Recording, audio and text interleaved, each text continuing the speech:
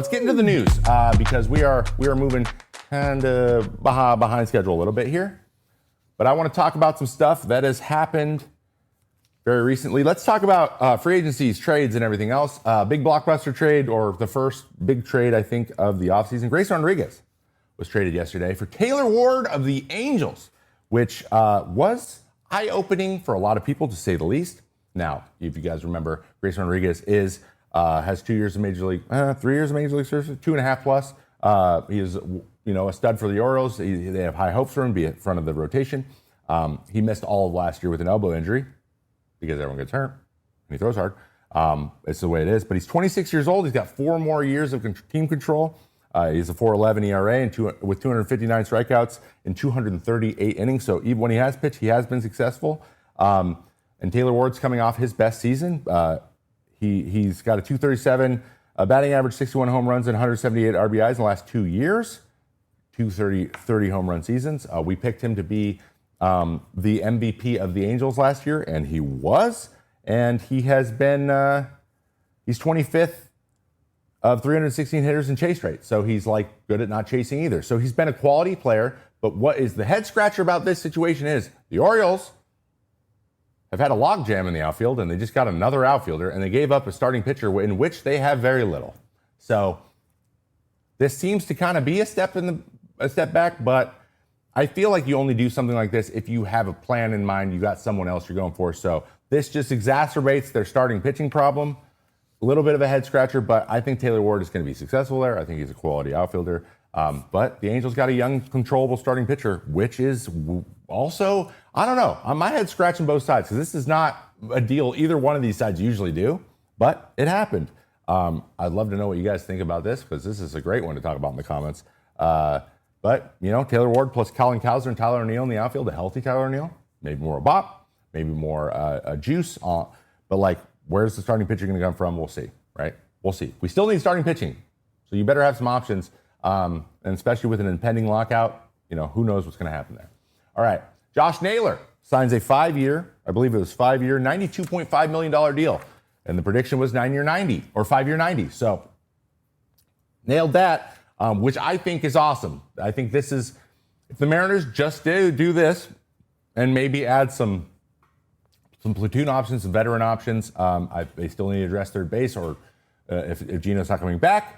But I love this. I think he fits in perfectly with this lineup. He fits in perfectly with his clubhouse. He fits in perfectly with this ballpark. He does all the little things well. This is a guy who is maybe not an analytics darling, even though there's a lot of analytics, nice things about him analytically with his inability to strike out, the way he battles length of ABs is high. He's got some juice. He plays good defense. He's really smart on the base pass, getting a lot of value there. Though it might not be the most eye-popping numbers, perfect. Perfect for the Mariners. I love that for them. He hit 299 with 9 home runs, 33 RBIs, and 19 stolen bases, 19 attempts for the Mariners after being traded. And pulled off almost a 300 batting average and a 3.1 WAR for the first time in his career. So congratulations to you, Josh.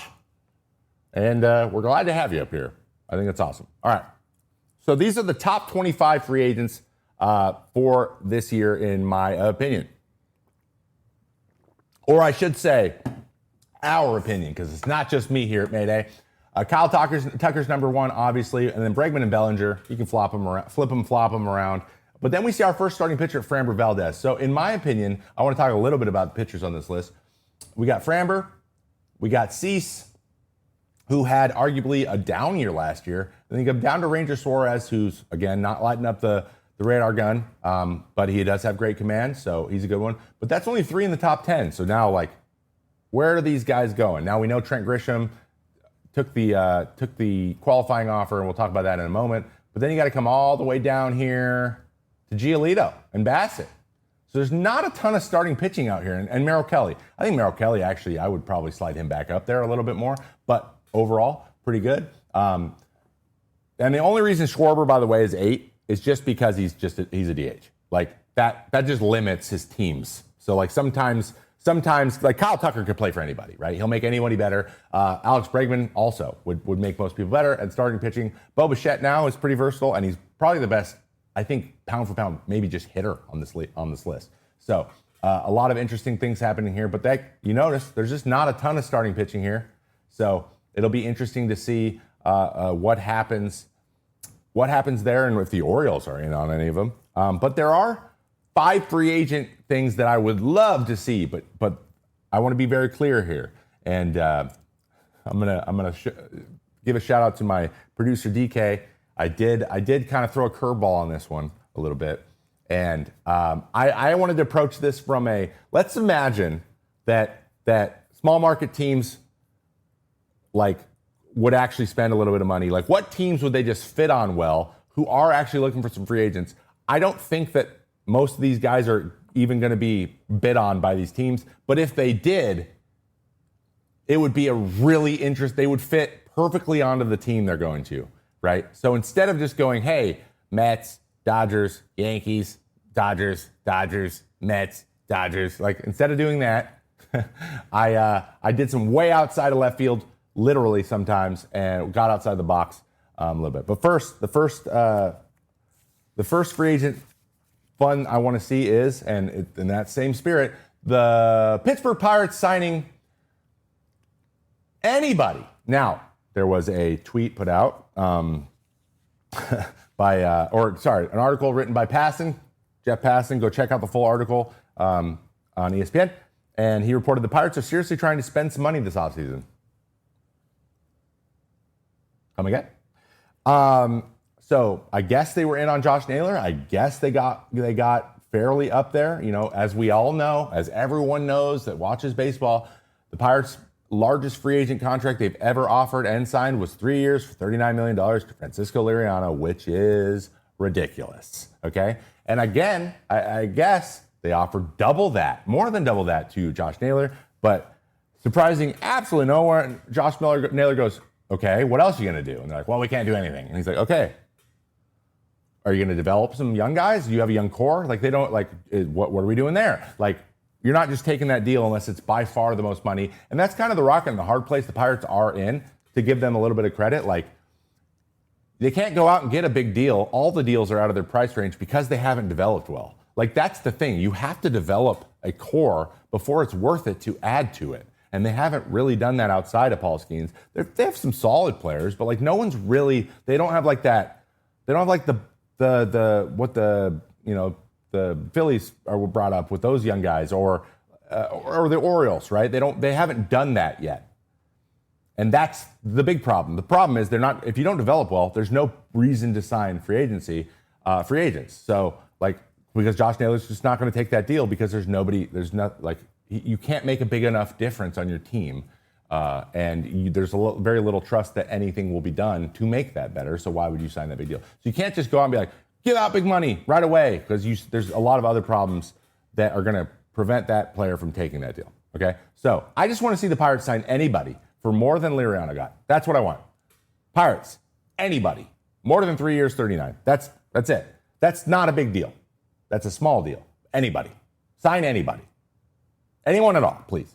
Number 2, Kyle Tucker, the number 1 on our list. The team that I think would be wildly interesting for him to sign with is the Kansas City Royals. Now, a team that really struggled with offense in their outfield, though they had some good defense. They mix and match their outfield so much with a lot of veterans. This guy would be a godsend for the Kansas City Royals. He would make them an 81 and 81 team this year. Or no, they were 82 and 80, I believe. They're right there. He could make a big enough difference to where he could push them, him and Bobby Witt Jr. It would be massive. Now, I think he's going to be outside their price range. But if they went for it, like, they have an exciting team. Now, that's an example of a team that a free agent might be excited about going to because they're right there. It's interesting, maybe. So Kyle Tucker to the Royals, wildly interesting. Do I think it'll happen? Not a snowball's chance in hell, but if he did, it'd be cool. AJ, we're going to do things a little bit differently here. I am wearing the Perfect Jean. And I remember seeing ads for the Perfect Jean, like, most comfortable fit ever, perfect fit on your body. And I was like, I'm not buying it. Now, I'm buying it. and we're showing it off on FT. Please get off my desk, first of all, Scott. Second of all, I was with you. I was skeptical about Perfect Gene, and then I got a pair, and the fitting was perfect. And my body's not hard to fit because I got a big old rear and big old legs from years of squatting, and they fit perfectly. They're stretchy, they're comfortable, they're fashionable. They're everything I look for in a jean, and now I have an extra pair, and I'm going to wear them all the time. FOUL15 is the code at theperfectgene.nyc. FT listeners get 15% off your first order, plus free shipping, free returns, and free exchanges when you use code FOUL15 at checkout. That's 15% off for new customers at theperfectgene.nyc with promo code FOUL15. After your purchase, they'll ask you where you heard about them. Please support the show and tell them Foul Territory sent you.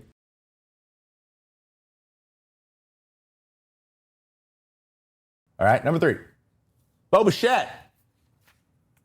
Okay, I lied. There's one guy I had going to the Mets. That's Bo Bichette. I want to see Bo Bichette play second base with Francisco Lindor. I think he would fulfill a hole, especially if they don't re-sign Pete Alonso, who we're about to talk about in a moment. Bo Bichette on the Mets is intriguing to me. He solves a problem. He is a pure hitter in a lot of ways, and they have the money to do it. So this one actually could happen. That or trade for Ketel Marte. We'll see. I would not doubt if the Mets went for a second baseman somewhere. Okay, speaking of Pete Alonso, Polar Bear Pete, what would be interesting? Where would be interesting to see him go? The Cleveland Guardians. Now, can you imagine Pete Alonso on the Cleveland Guardians with that current bang box of a park now, going to right center, constantly hitting that jet stream, hitting 45 home runs for a team that desperately needs offense every year and desperately needs power. This is one of the best guys at hitting guys in. He had 126 RBIs last year. What if he went to the Guardians? Now, it would have to be one of those bridge deals like he signed with the Mets with opt-outs. But it's possible. Now, does he want to go to Cleveland? I don't know. But it would be fun to see. All right, and the last one, Cody Bellinger.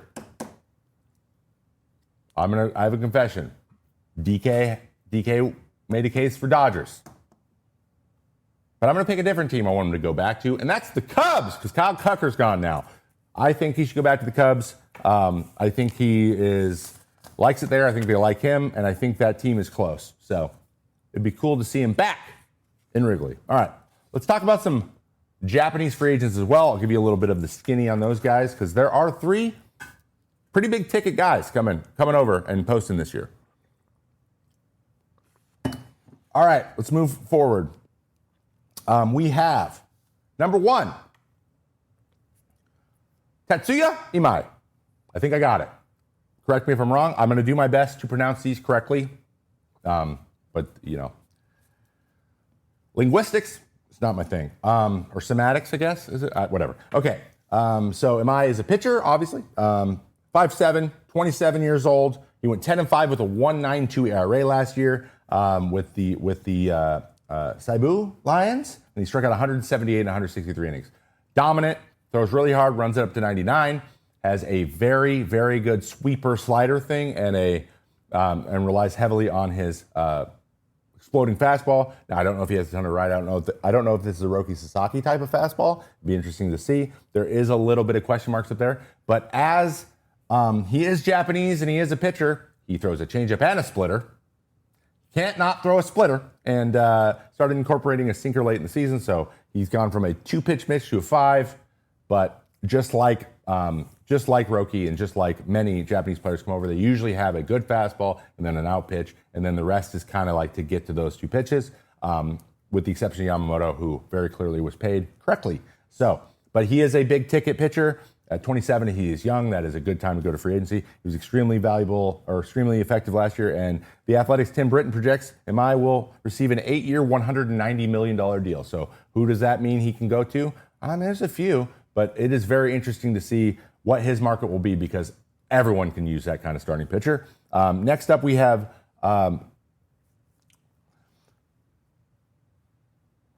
Kazuma Okamoto. I'm pretty sure he goes by Kaz, but he is 6'1", 29-year-old, 6-time All-Star over there in Japan.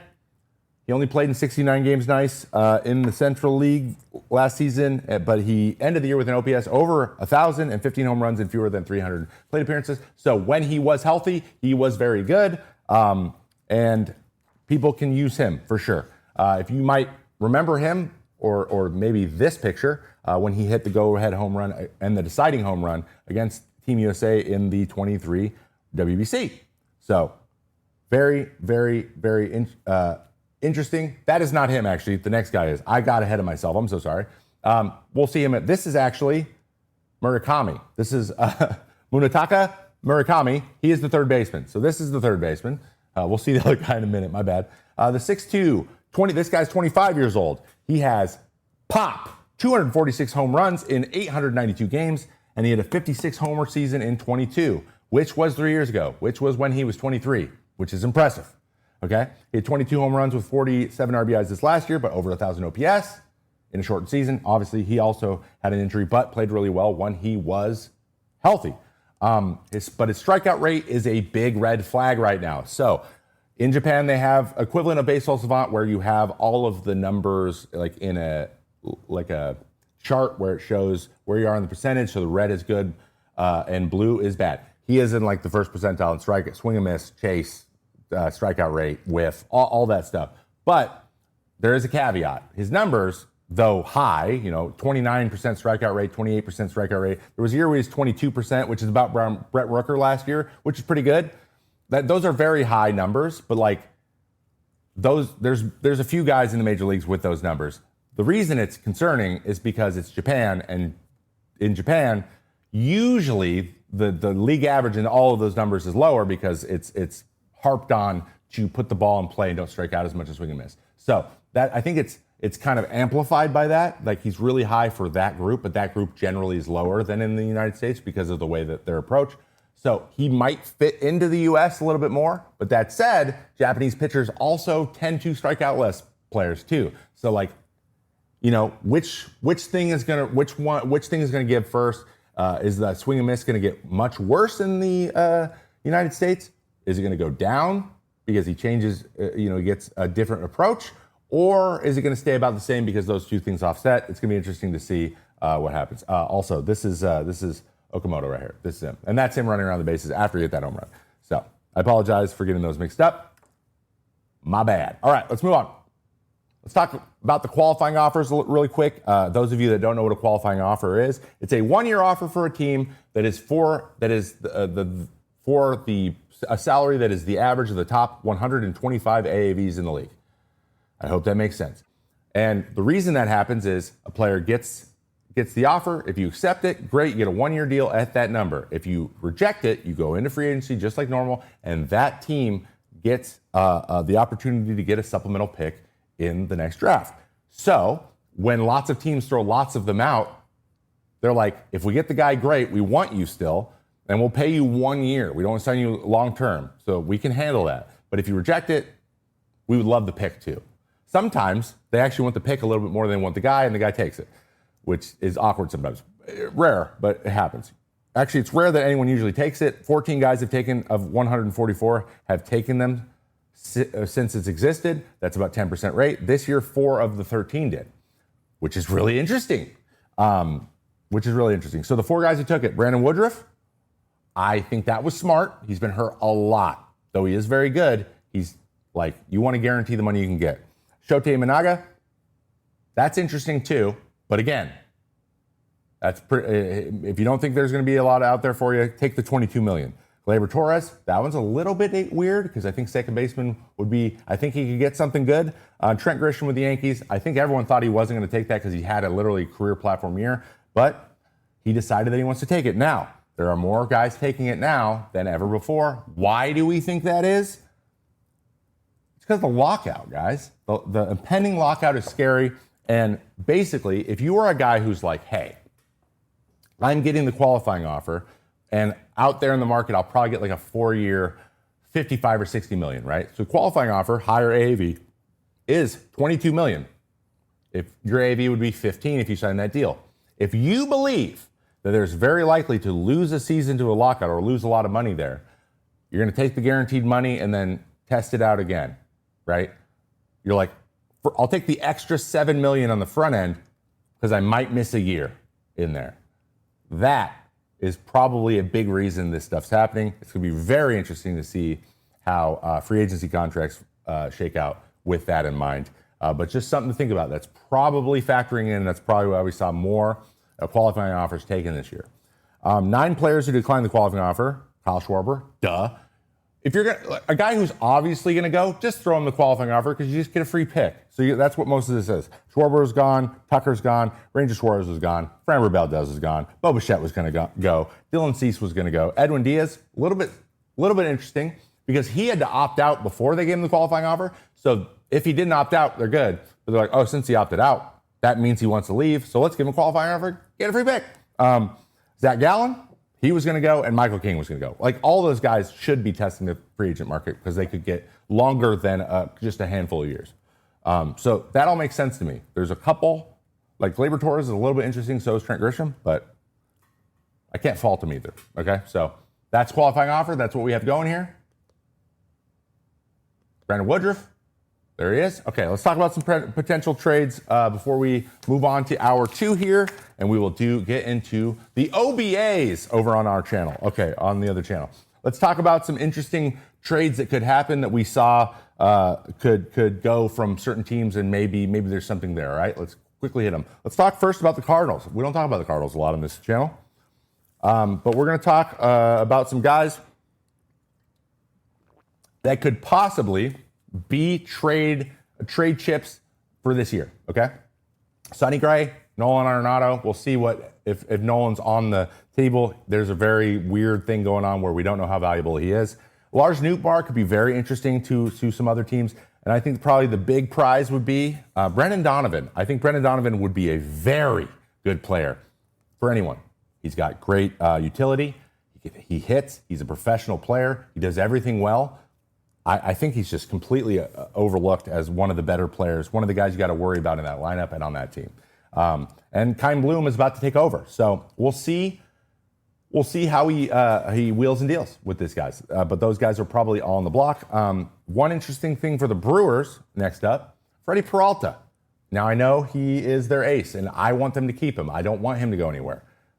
But at the same time, if you're looking to get a little bit more, now's the time to get a little bit more. So it's a 3-for-1, 2-for-1 deal. Sometimes you got to take that deal if it presents itself. That said, I like that they have their ace. I think they would rather not trade their ace, but with Brandon Woodruff taking the qualifying offer, it might even be more likely. I don't think it's super likely, but it's interesting. It's interesting. And they have a history of trading their best players a little bit before free agency. So I don't know, to avoid the pain, maybe, with like what they did with Corbin Burns and Devin Williams, et cetera, and Josh Hader, et cetera, et cetera, et cetera. Marlins, don't forget Sandy Alcantara. He's out there, and Edward Cabrera. Those two guys were our big prizes. Past Cy Young, he's a full year off. Tommy John, I think this guy's going to bring in a haul for them, and I think that if the opportunity presents itself, he's going, and I think he should, and I think it's better for him too. I think it's better for everyone involved. Sandy Alcantara should probably be on another team, so we'll see. The Twins. We have Joe Ryan, Pablo Lopez, and Ryan Jeffers on this list, but I'll be honest, I think this is very unlikely. It's interesting to see if they want to keep going or not go, but I think if you trade him or Pablo, if you trade both of them, if you trade 2 of these 3 guys, Byron Buxton's probably going to waive. I know Buck a lot. I know he really doesn't want to waive his trade clause, but like if you're going to just trade everybody all the time, like that's when you change, because Byron Buxton wants to win at the end of the day. So I hope they don't, but those guys are their value. But at the same time, let them come back. Lopez, Ryan, Jeffers. I just realized that's Ryan Jeffers' first name too. That's crazy. Keep them. Mick Abel's going to be better. I think Taj Bradley's going to be better. I think they're going to be more competitive than people are giving credit to. I really do. I just think they're better. Okay, quick rapid fire. Red Sox. The outfield. Jarren Duran, Wilyer Abreu. I think Jarren Duran is the most likely, and if he does go, they need to bring in some starting pitching. We'll talk about that in a moment. I'm going to propose a trade for you. But I think one of those 2 guys are great targets, especially with the young guys they have now. We have the Nationals. Mackenzie Gore is now really valuable. Top 3 rotation type of guy. A team could really use him. I think he would bring in a big haul. Though their young guys that they got for Soto are good, they're just not really coalescing into a core yet. So maybe we use a couple of those pieces that have developed into good players to get more good players. New regime there. We'll see how they do. And then the Royals sell high on Chris Bubich, rather.